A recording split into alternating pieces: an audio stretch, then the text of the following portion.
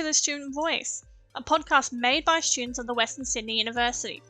This podcast is for students to talk about any issues, raise awareness, or just have a good time. This episode's theme was about leadership.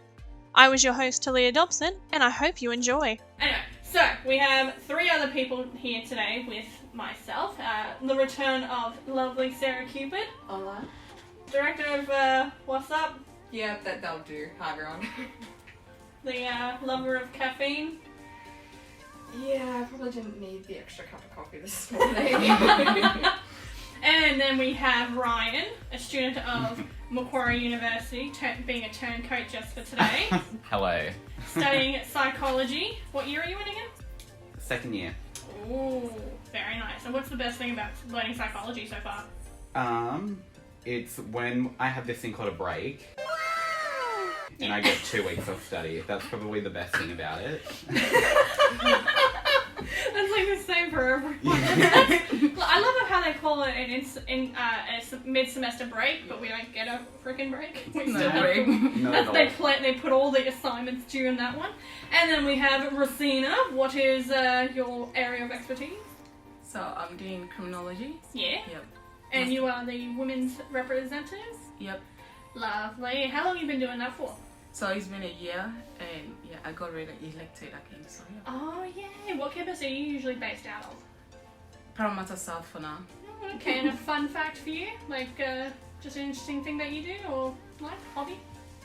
I really like to travel, but like, I have not actually traveled a lot. So yeah. I mean, the closest anyone really travels these days is just down the street to the I know. pub or something like that. Nowhere longer. although you can go to New Zealand now, remember that? Okay. You can go to New Zealand. Anyway, Okay. and Hawk's just being a little creeper in the background. Don't be suspicious. Don't be suspicious. He might join in later on. We don't know. We're saying we love you, Hawk. Alright, nice thumbs up. Alright, so today's theme and topic is leadership. So we're just going to do a little bit about leadership. Feel free to go on a random tangent about something else. It's, it's a chumcast. We're having fun here, more or less. So, first question. What is a leader? Anyone want to talk first? Don't be shy.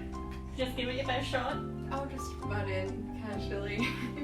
I suppose a leader is someone who is happy to lead without a title and represent a group of people's needs, essentially. So that means representing their voice and doing the best you can to lead a good example and actually genuinely show an interest and passion for leading people. Isn't that what makes it the difference between a leader and a boss? Because I know what enterprise leadership tells you the definition. We'll hold on to the fairy lights at hand. Oh no! Off topic. Okay. Oh god, not the fairy lights. See, leadership. We want a nice office. Give it ambiance for morale purposes. Yeah. If we had a video, it would just be the lights scarily flickering in the background. Oh god. Poor electricity. There's not anything that's poor here. What about you, Rosina? Okay, so like as Sarah said, a leader is representing, and I feel like a leader should take example of everything that's going to happen. You have to also serve. You don't have to be like just with a title. You have to get involved. So yeah. What about you, Ryan? What's your thought on what is a leader? I think a leader is someone who doesn't necessarily have a title, but they have ability to, I don't know what the word would be. Make a difference. Yes. That's probably a good one. Use the generic term. I suppose control isn't a good word, but direct people. So like our boss Dave at good old Uncle Dan's. Yeah, that's how Ryan and I know each other. We work at Dan Murphy's together. Okay. He's not some random guy I picked off the street. No, not this time. Nah, tomorrow you'll be on your corner. You'll be on your patch. Yeah, so what, like Dave, basically. Yeah, Dave is a good leader because he's able to connect with his staff and he's able to give direction and he's likable and convincing, but he also doesn't just like haul up in his office and expect you to do things. yeah, no, he wouldn't ask us to do anything that we wouldn't do, or he wouldn't do himself, I should say. And I guess that's the difference between a boss and a leader, is that a boss has a title and a leader can just be anyone. Yeah, so that like the difference between Rochelle and So we had the you're right. CM. So we've got a revolving door of CMs at our. We're not going to say which Dan Murphys we work at because don't know if any of them are going to listen to this, but probably not. Maybe Dave, he's a bit of a lurker. Anyway, we have a revolving door of CMs because our last CM, who was really good, Tess, so she had lost a bunch of weight, and then you know how you have to go get that surgery to get all the skin tucked and all that. She went off to do that, and then she's now at Katoomba or something? Richmond, okay. We loved her. Oh my god. You so want a golden amazing. retriever in a person? That's her. Mixed with a little bit of Pomeranian. That was our old CM. Anyway, we had a new one come in, and she was like French and all that, and she wouldn't really do the work. Like, she wouldn't, the only, she'd be very customer service focused, which, okay, that's nice, but you've got other tasks and stuff to do. You've got load coming in, but no, we really don't even know where the heck she is. And the only time she would ever do anything was when Dave, at her, the higher up, our boss, would be in the store too. Okay. So she's finally gone, thankfully. But that was her boss thing. And whatnot. Hopefully they don't listen to this.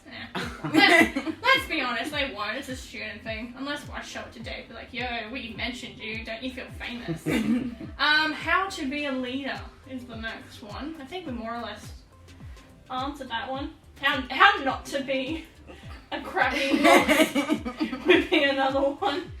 I mean, it should be a fairly obvious giveaway that if you want to lead, you should do more than the average person. If you're meant to be showing people the potential of what they can achieve, you shouldn't be doing the bare minimum or let alone not actually doing your job at all. So... She's talking about... Essentially, if you really want to go raw, it's more so saying, you can have a father, but, being a father isn't just, having a kid. You actually need to do the role of being a father, similar to being a leader. You might have a fancy job title, be an SEO, or, be the Prime Minister. But if you're not representing the needs of the people, then you are not a leader. You are just an employed person not doing your job. Or you have to constantly go to your wife or your friggin' religious imaginary guy in the sky and ask them for what you should do. No, God! Yeah. Or just representing women's needs, or understanding and being empathetic, or just anything, being, human decency. I feel like the one thing that's a plus of how to be a successful leader is to not duck out of the country when half of it's on fire. Well, actually, something that's more easily discussed, the importance of soft skills in the workplace. I think there's a strong emphasis when it comes to leadership. You have webinars at work for, how to, personal branding on LinkedIn, or how to network, or how to do project management, but there's never a focus on inclusivity in the workplace, or how to be, culturally aware, or just, teamwork in general. Besides, offices that have little playthings and try to have team activities with people you don't want to do team activities with, it doesn't actually work. The importance of soft skills is never actually focused upon, and that's what separates leaders from good leaders. You can't be a leader if you don't actually show an interest in the people you're working with. Sure, you can send them emails, but if you don't care about the same project or understand why they're working on said project, then Or you can't actually evolve it. Yeah, or the nitty-gritty parts of it. Yeah, especially those. Or if you're trying to use a bar strategy to make it bigger, or replace some things and just improve a project overall, you can't do that if you have a small 9% approach. That's true. What about you guys? Do you agree or disagree, or do you have more to add on that one? The overarching question was, what does it take to be a leader? Was that it? Or how to be a leader. How to be a leader. I'd say that to some extent, to be a leader, you have to, it's kind of a natural thing. You can't just, leadership's not for everyone, just as taking orders isn't for everyone. So... Unless you're into that kind of thing. Nice. Toya, stop. We could just take a complete different tone to the podcast. We can make it clickbait. We can just be like leadership, and everyone gets halfway through the podcast and go, wow. Look, I want to make this somewhat entertaining for me to edit through, and just somewhat entertaining. The whole. Do you think it would be approved though if we did that? We should totally try that. Okay, we're going to talk about this boring topic, get halfway through, and just make it the funniest, or Yeah, but they have to listen to it as well. But if we make it really long, will they actually listen? Will they be good leaders and actively listen to the people they're meant to be representing? So do we want to catfish them one day? do a fake one, like a boring one, and then we'll do the actual one that we want to put up. We could try it. Anyway, sorry, Ryan. Yeah, before we got hopelessly off course and discussed the extent of what a leader can be, I feel like, yeah, it's quite natural. Some people are natural born leaders, and it just shows in their ability and their personality, I guess, that they're a leader. And while it's not for everyone, I feel like people can take certain steps to become a leader and do better for other people. Yeah. And that's my 2 cents. What about you, Rosina? You're having a good time over there. I'm pretty sure like Sarah and Do I look like... Ryan. yeah have said most of it. Like a leader, you don't have to force it. Yeah. It's natural, and it's not about putting the tax up there, but it's when you get involved and do the thing. So yeah, I'm pretty sure. Have you guys ever had a situation where, like, you're in a group project and you're supposed to have a leader, right? But no one's ever really stepped up or said anything, or someone else has said, oh yeah, I'll be the leader, and then proceeds not to do their leadership crap. And then you step... I have a group assignment to do today. And there's 6 people. Oh, dude, honey, I Have you heard finished from mine, them? please. One of them is alive. Okay. That's progress. Yeah, I It's good. can't tell the teacher that they've mysteriously passed away and therefore they can have their next day paid off. They're just, MIA, that's it. Oh my god. Yeah. But like, have you guys ever had to you've had to step up and like you're like a begrudging leader? Yeah, you're doing it out of spite. Not even out of spite. It's just like, bro, you're not doing your job. No one's and it's a pile of crap over there. For God's sake, let me just grab the broom and clean it up myself. So are we talking about calling people out, or are we talking like HR, like project reviews type of? Por qué no les dos? What? Why not both? Has nobody seen this taco ad? They ask you how you are, you just have to say that you're fine when you're not really fine, but you just can't get into it because they would never understand. You know the hot. Thank you. All the person I'm talking about. The whole hard shell, soft shell, and you got a little girl. Why not both? Por qué no les dos? You are uncultured. Gee, oh maybe it's just. I know I'm an uncultured slut. I get that a lot. Well, maybe it's just I'm old. How old are you, Rosina? Because I know how old these two are. Do you? You're younger than me. That's average. He's freaking 25. 19. Oh, no. And how did you... Oh, actually, you know what? I forgive you. Why? I don't know. I'm guessing you've just never seen the ad. You never Okay. had a nice taco. You've No. never sit through an Australian ad. Yeah, I haven't. Oh, well, there you go. Yeah. There you So go. you forgive me? I forgive you. Okay, thank you. Also, because you look like you're having a good time today, and I'm all about that energy. That's great. I'm happy to hear that. Okay, here we go. Student leadership. Now, I want to ask Ryan first, because he's the only one in here who's not from Western Sydney University. He goes to Okay. Macquarie. Feel sad for him now. So, do they have any student leadership stuff kind of over there that you're aware of? They do. They have an SRC. I'm Yay. sure every university would have that. And I feel like they have a similar emphasis on SRC. Like it's, leadership is about... the uni tries to bring it back to student leadership a lot. And that sort of stuff. There actually are leadership programs. I'm not too sure. I think there's a global leadership program. Is I'm it not- Global Scope? No. I know that's Alan, isn't it? Yeah. Never mind. It would probably be, we'd have some Different sort of uni. equivalent, I imagine. But we have that, and I know that there's elections going on at the moment, but I didn't we vote in just found them out it's done. because it's not, unless you're really into societies, it's not something that's prominent. Wow, that is something that our university and yours has in common. Like the amount of they send out emails for and they put up some things like, oh, student elections, get on board. But you can go around and ask a bunch of of students here, and one or 3 out of 20 would actually know what the SRC is. That is not correct. That's a really inaccurate ratio. I just want to point out that less than 1% of our university population actually voted student elections. Also on this note, I just want to point out the similarities between Western and Macquarie is that our unis tend to be more apolitical versus UNSW and UTS have factions and are more inclined in student unions and stuff like that. So our unis are more focused on student leadership and advocacy rather than student partnership, which is what would probably drive our student programs further. So in terms of leadership, I think it's more tokenistic for our universities compared to other unis where like UCIT has protests and stuff like that. Because our students don't really have that much of a voice, hence why, you know, ironically the podcast is called The Student Voice. And how many years has it taken for a podcast like this to be established? Or any form of media. We used to have good articles back like in 2016 around the same time they changed the branding of the student media here. But typically students don't have a voice because they don't know a lot about what's happening on campus or what's happening in staff because the comms for both are very individualistic. Yeah.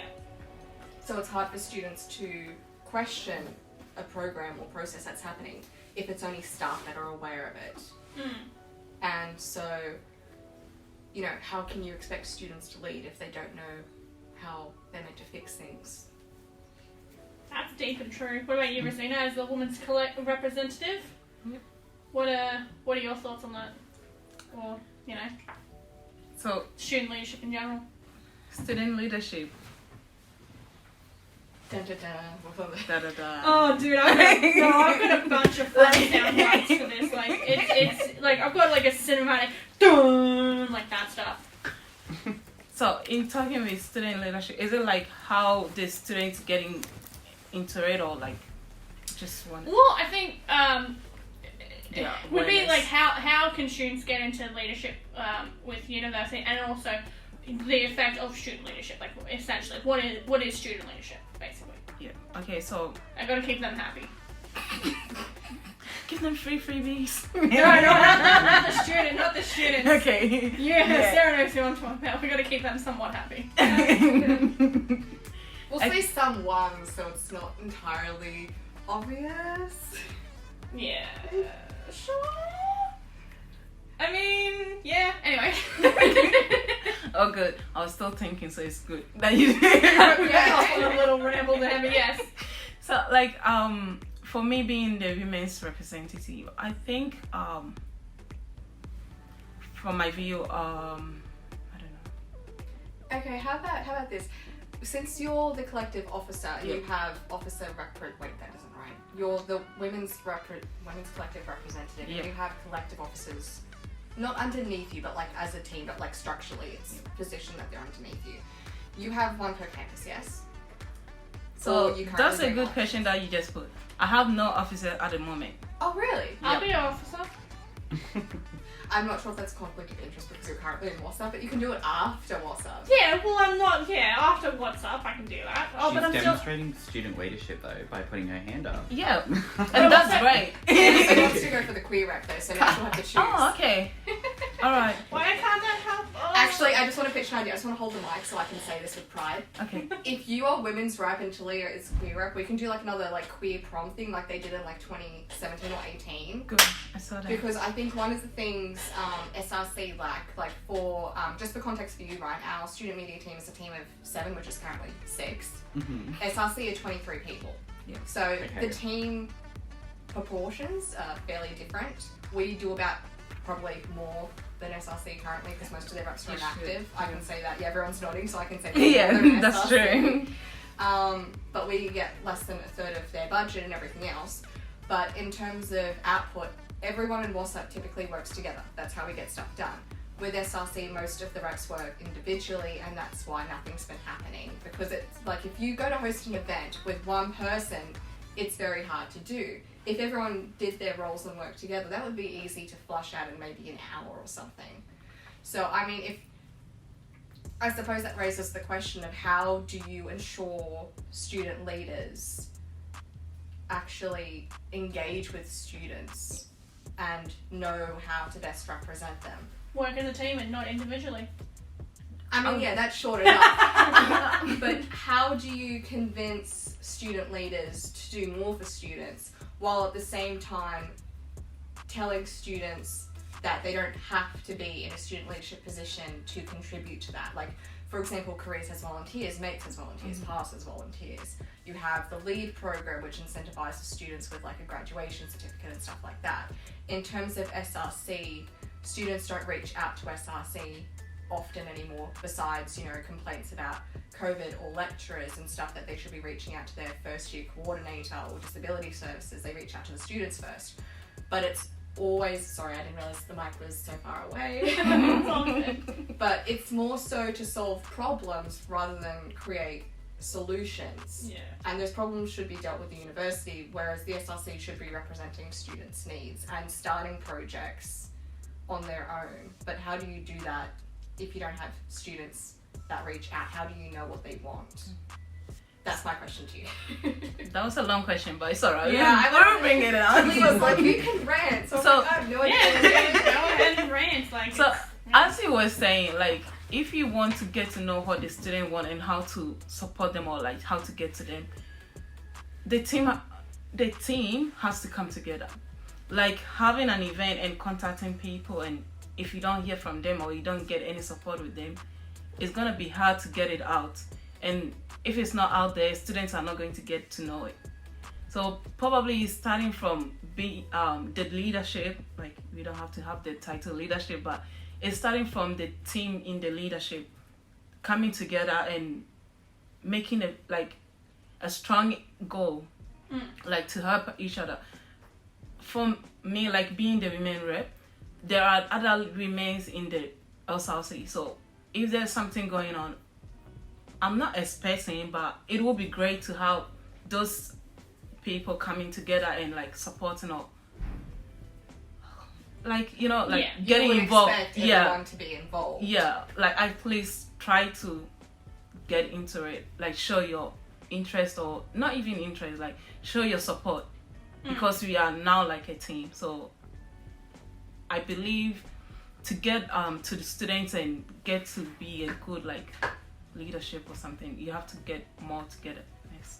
yeah. Well, do you think it's also because what Sarah was saying earlier, at the moment you don't have any like officers underneath you? Yeah. I guess that sounds so dirty. You don't have anyone. You don't have a team. I mean, a harem of females. I mean, if you put it that way. Dude, that sounds like a good time to me. I don't know about any of y'all. Walks away, it's like hospital. He's just like, why did I stay in here? Yeah. Well, reverse harem. No. So like at the moment you don't have a team. Yeah. Harem. You know what? Fuck it. We'll go harem. So you don't have a harem underneath you. Do we need to flag that? Is that It's not a flat. No. Fuck it. Like I'm a a non-existent harem? That we can't say anything bad if it's non-existent. a non-sexual harem. Yeah. Purely, completely platonic. strictly platonic harem. Oh, good. Anyway. You say I'm bad. You're the one who brought up harem. God damn, Sarah. Anyway, so at the moment you don't really have a team to work with, No. and do you feel like you're at a disadvantage compared to like WhatsApp, where we have members to get shit done, basically? I feel like I wasn't doing things right because it was my duty to get officers like that team organized. So Yeah. I feel like somehow it's my fault. Like I blame myself. Yep, that was me. But I don't feel disadvantaged, like because I still try to get into like other campuses and do what I have to do. And if there is a need to contact like other leadership, I try to, and some help. So I feel it's alright. And ladies and gentlemen, that's how to be a good leader, by not putting the blame solely on others as well. That's a good example. Actually, I think another point, especially your leadership, I've noticed in SRC, I think it's kind of like how you have some people are just crappy drivers because they hesitate, which doesn't mean they're a bad driver. It just means they're hesitant towards, you know, taking risks. And I think that's the difference. You know, we were talking before about leadership and good leadership. This would be the difference between good and great, is people that actively take a risk and it may go good or bad. And if it goes bad, then obviously you get held accountable for that. But if it goes great, then it takes it up the next level. I think one of the reasons I liked your leadership so much in last year's SRC was during COVID, you continued to reach out to stakeholders like security for like female products, and you wanted to still hold your networking events via Zoom and stuff like that, and you attended meetings. And you would think that would be a great amount of work, and then you see what some of the other leaders, air quotes, have been doing, and they've been non-respondent. They don't answer emails, and they go MIA, and then mysteriously resign with no replacement for 3 months. And then the uni questions, is SRC doing enough? And they see you all as a collective group rather than individual roles. Kind of in a way, I think we discussed this in the first podcast. Everyone go watch that if you haven't seen it, or listen to it actually, because there's no video. Yeah, We're just gonna ignore it's still on YouTube only because we need an RSS feed, and look, now there's a bit of drama with that because like we want to put it on Spotify too, and to put it on Spotify you need an RSS feed. And I found an RSS feed, but they're like, oh, we prefer like the budget people were like, oh, we prefer to pay annually, and like I can understand that. I'd rather pay shit annually too. So I've had to find an annual one. I found one that works well with WordPress too, which is what our website, our website. Don't know if it's going to work though, because we can't do plugins, but need to redevelop it. Yeah. More money. Yeah. Also, I'm just going to say this before I forget, because copy. But in terms of leadership in the SRC, all the roles are seen as equal. But like, for example, you have all the female students, which would technically, be around 50 to 53% of our student cohort, including both undergrads and postgrads. That's actually not a decent amount. Like that's I know, females rule. But like, just in balance of the roles, like you have some students that cater for like over 30,000 students, and then you have some groups that cater to like less than 500. Are you talking about the reps of each campus? Yeah, kind of reps, but also kind of collectives. Like, for example, when you vote for collective officers in student elections, you can't actually vote for that representative unless you are registered as a part of that collective. So, for example, if I went to vote for the queer rep, I would need to be a member. But a lot of the students don't actually know this before the election. So they'll register afterwards, and then because of that, there's not that many students voting. Then also because you can only vote for your current campus. Like, for example, if I wanted to vote for Kingswood or Campbelltown, I can't because I am a Paris South student. So there's limitations on who you can choose to advocate. In saying that, let's say how many members do you have in the Women's Collective on Western Life, for example? 300. 300 out of what? Probably 25,000? Yeah. That's very low, yeah. Yeah. So in saying that, you can have female students that go, wow, look at the uni strategic plan from 2021 to 2026, where women are completely excluded from the strategy. Sorry, I should say not mentioned. Sorry. Non-existent. Same thing. Essentially, you would go, okay, that person would want to reach out to the Women's Collective and see an update on that. But then, you would expect the Women's Collective to have a stakeholder or partnership with the Office of Equity and Diversity to find out an update about that. But then who's the responsibility falling on? Is that something the student should be advocating for, or is that something the uni should be advocating for? Because if you have so many students, what do you prioritize? Do you prioritize the smaller events because there's a small amount of students engaged with collectives? Or do you advocate on the basis of all the students, majority of which don't even know about the Women's Collective? Who do you choose to advocate on with what limited time you have in your free time, considering these are volunteer positions? Because, it's it's so hard. It is hard. Like, it'll be hard to just go for the minimum number. At the same time, you are trying to get through. Hawk's leaving for an exam, everyone, so. Bye, have a great time. Good luck, hope you pass and all that jazz. So, as I was saying, it'll be hard to just go like you're gonna advocate for the minimum number, as you are representing the whole like women on in the university. But for me, I would try my best to go for like what the students are saying. So the number of students that are bringing that, I would try to go for that.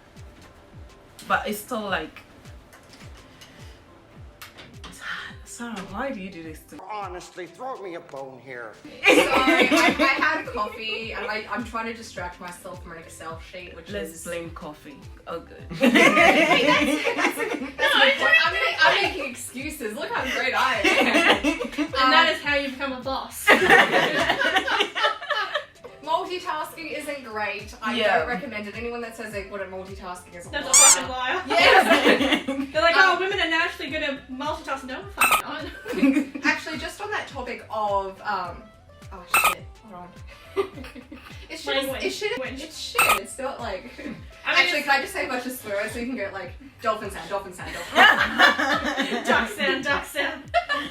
Actually, on that note, so while we're talking about students reaching out, Yeah.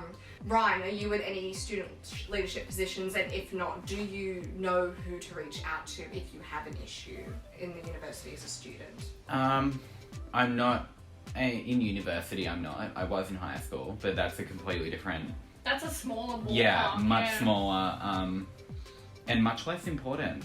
But the only I have no friends that are in leadership, and I suppose I could reach out to them, but I wouldn't know what organisation to reach out to. I wouldn't know how I could become involved. I wouldn't know what roles there are because it's just not something that's widely spoken about. Yeah. And I feel like to some extent it's largely dictated by the universities. I don't know if I should say that. No, Okay. that's a universal thing. Like even the first time I actually went to Macquarie was in 2019 for the NAUSA conference. Would highly recommend. Oh no, that's how I met you. Yeah, sorry, I'm completely mind blown today. So good. Bloody hell. Blame the coffee. I'm just like Blame the there's something coffee, yeah. I got almond milk today, Julie. You can't complain that. I'm not complaining about anything. Freaking Ryan and I got char time. It was great. So rephrasing that point, we went to NAUSA in 2019, hosted by Macquarie. Macquarie hosted it, however, they actually weren't a part of NAUSA. Similarly, the English, Macquarie isn't a part of NUS, for example, and things like that, whereas other universities pay for affiliation fees like CSIL postgrad students. Do you think that's more of... See, because technically, any universities that decide to align with like student unions or student groups that support students, that doesn't come out of the uni budget, typically that comes out of staff funding. So if the uni isn't paying for it, why do you think unis choose not to engage with more leadership opportunities that would increase employability for students? Was that too... Someone tell me if my questions are too long. No. I think I'll try and get an... It'll be difficult to get an answer that covers all of it, but what I can say is it relies a lot upon student engagement. I feel like the uni can only put so much effort into leadership if there's student engagement. Like, as you said before, there were... Was it 300 members of the women's collective? Yeah, as yeah, opposed to plus, 25,000 students or whatever. More or less, yeah. Yeah. When there's not an engagement, there's not really any... I guess there's no incentive for the uni to fund it. But it's not to say that the work isn't important. It's just to say that a lot of the students are ignorant to what goes on, especially like around student leadership. And especially, I don't think students... Most people just want to come to uni, do their work. And leave. Yeah, and leave. Yeah. Maybe see a friend or two, but there's not really much drive to do anything further unless it's for, like, they want a good opportunity or they want something on their resume. There's no drive for leadership. And so I feel like because of that, there's not that much engagement in student leadership. I think I'm repeating my point here, but it should emphasize it. We'll end the episode here, and tune in soon for the rest of the Student Voice episode 1 with Ryan, Sarah, Rosina and I, returning to discuss world leaders and what we think is an ideal leader. Thanks for listening, and keep an eye out on WhatsApp socials for the latest campus news. The opening and closing song for this episode was Dance by Spearing, a royalty-free audio track from the audio library on YouTube.